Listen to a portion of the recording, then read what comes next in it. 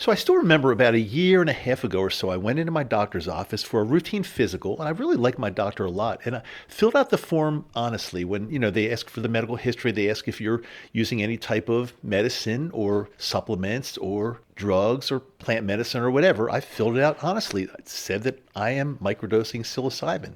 And her reaction was, well, I'm going to explain in just a second. I'm Dr. Dave. This is Microdose U. Welcome all nakama.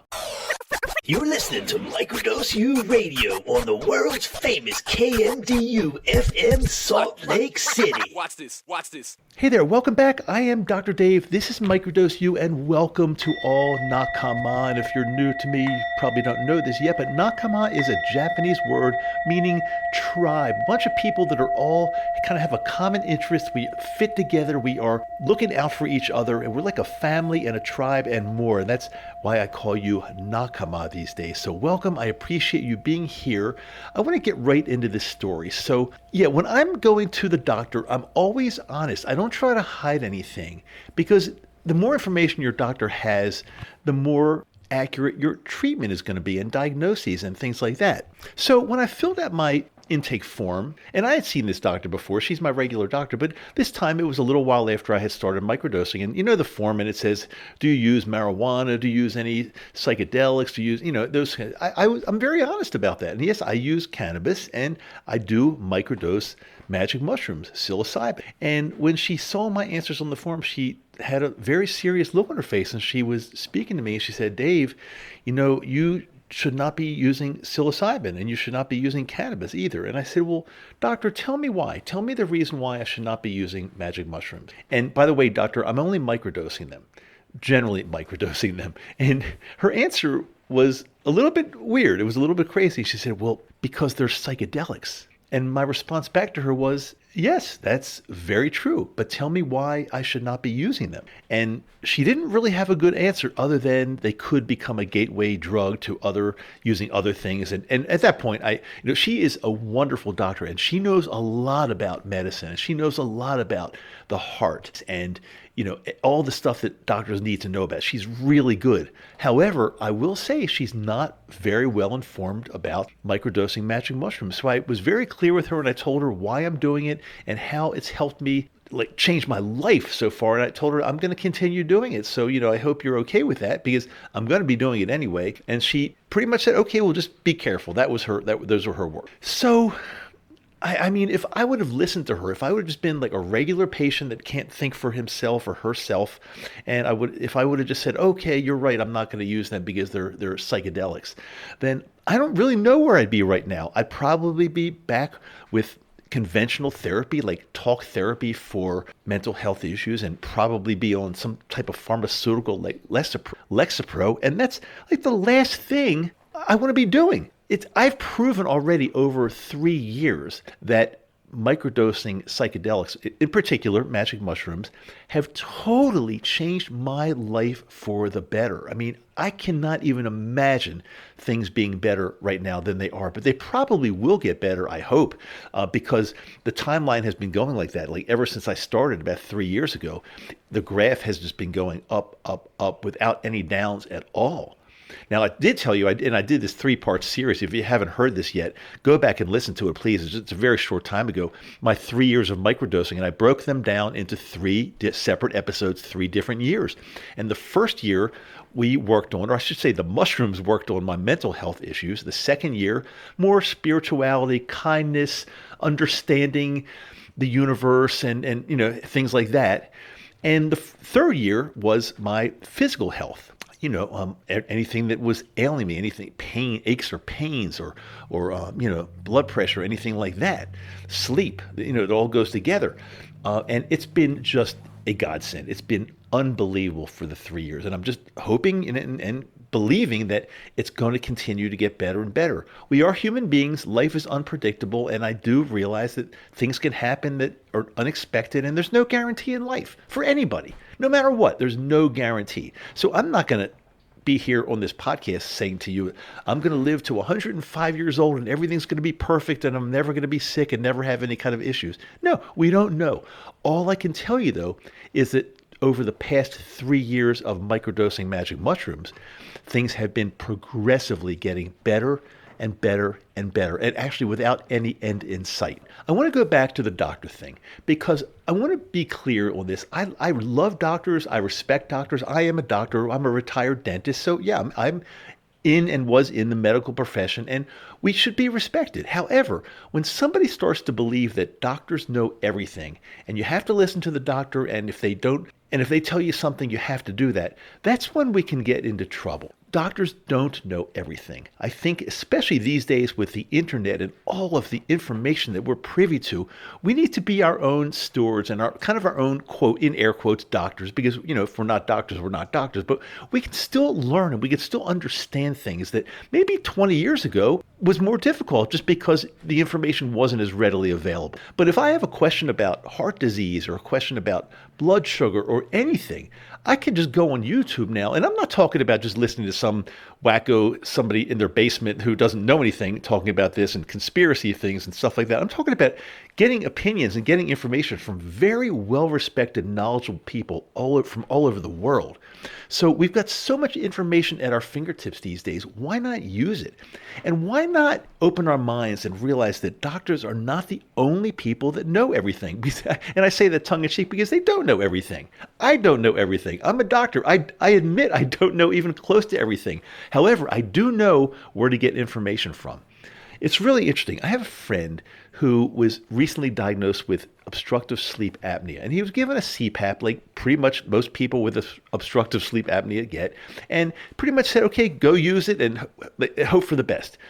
And my friend was giving me some of his statistics that kind of you can read off of the machine. And I said, this is not good enough. You need to do better than this because the amount of episodes you're having per night where you stop breathing are not good.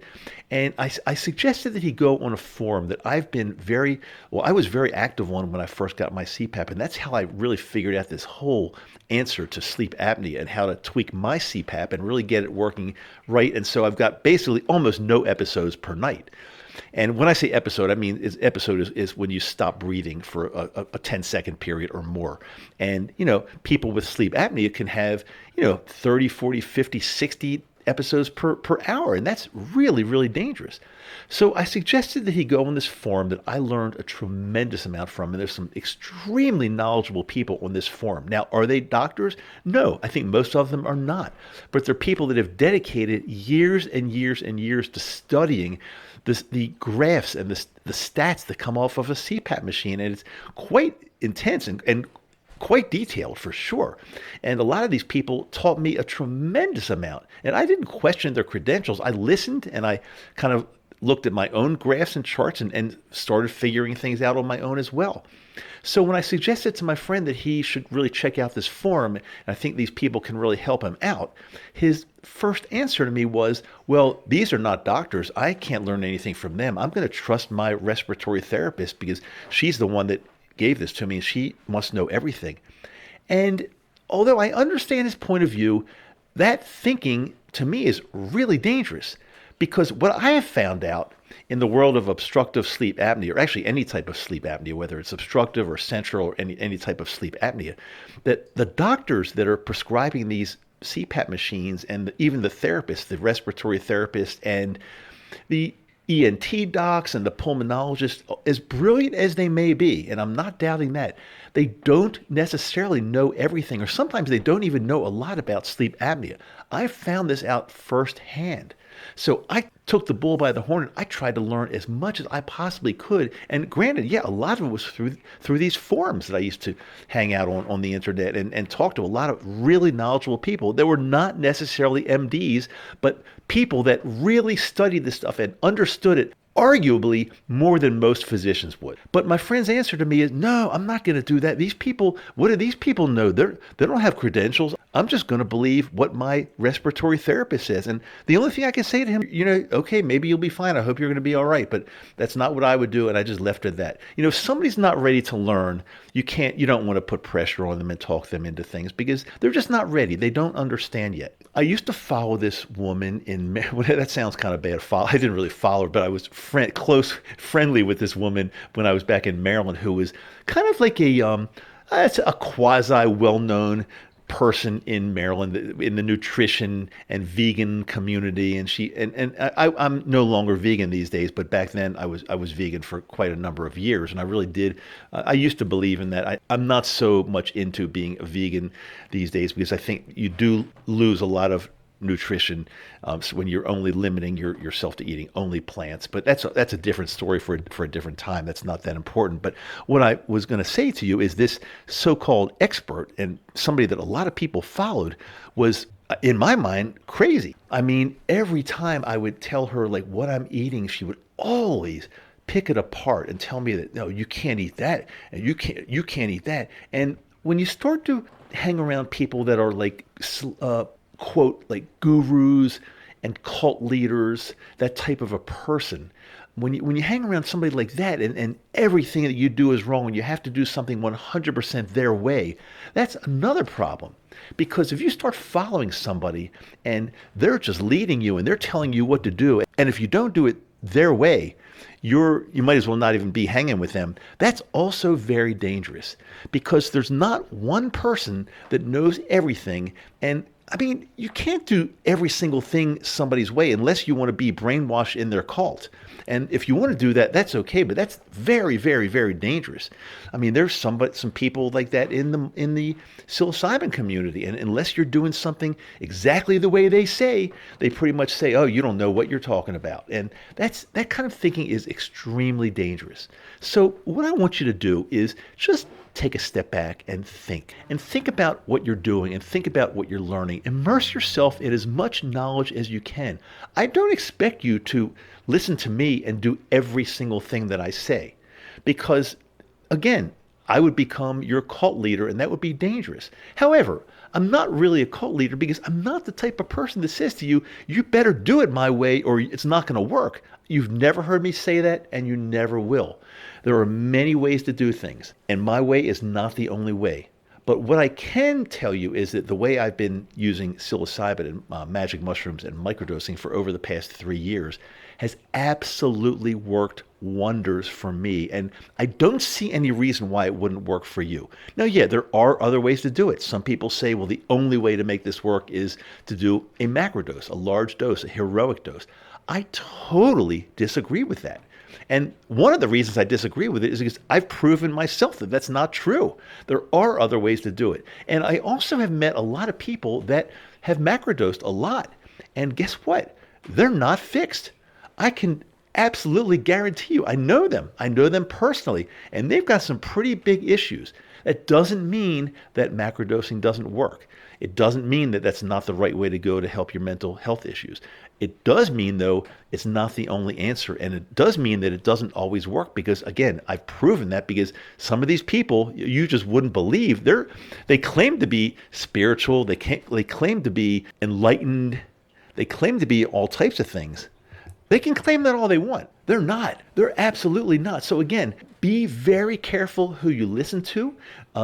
Don't get led into a cult type situation like I was almost in Maryland with that nutrition person who I was just describing.